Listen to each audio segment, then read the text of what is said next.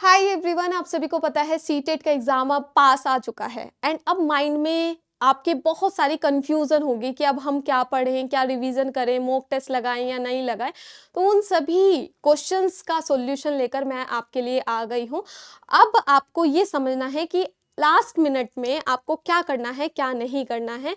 अब जितने भी दिन बचे हुए हैं आपको सिर्फ प्रीवियस ईयर क्वेश्चन सॉल्व करने हैं, रिवीजन करना है, अपनी गलतियों को देखना है और उन गलतियों को ठीक करना है।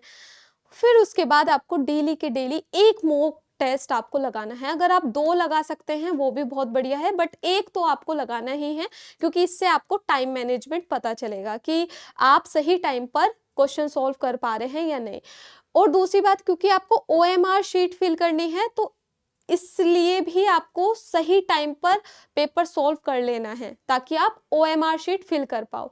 तो ये बहुत अच्छे से याद रखना, या फिर जो भी आपने पॉइंट्स बनाए हो, रिवीजन वाले पॉइंट्स बनाए हो या शॉर्ट ट्रिक्स आपने बनाई हो, तो वो अपनी एक अलग नोटबुक में लिख लीजिए। लास्ट मोमेंट पर वो रिवीजन करने में बहुत बहुत ज़्यादा हेल्प करेंगे। ठीक है, अब मैं आपको बताऊंगी कि आपको क्या नहीं करना है इस टाइम पे।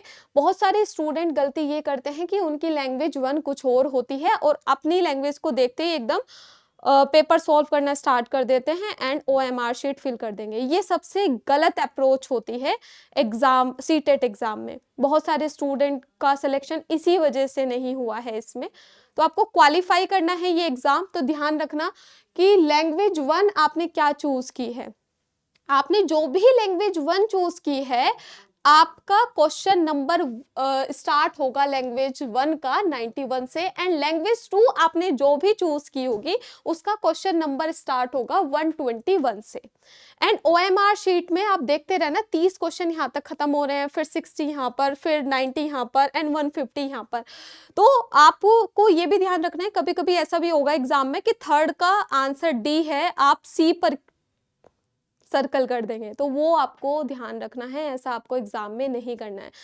अभी 2-3 चीजें और हैं। एग्जाम से पहले आपको बोला जाएगा कि बहुत कि आपने कितना पढ़ा, उसने कितना पढ़ लिया, इन चीजों पे ध्यान नहीं देना है, अपने ही ऊपर फोकस करना है, आपने कितना पढ़ लिया है। क्योंकि अभी इस टाइम पर डर उसी को लगेगा जिसकी प्रिपरेशन नहीं होगी।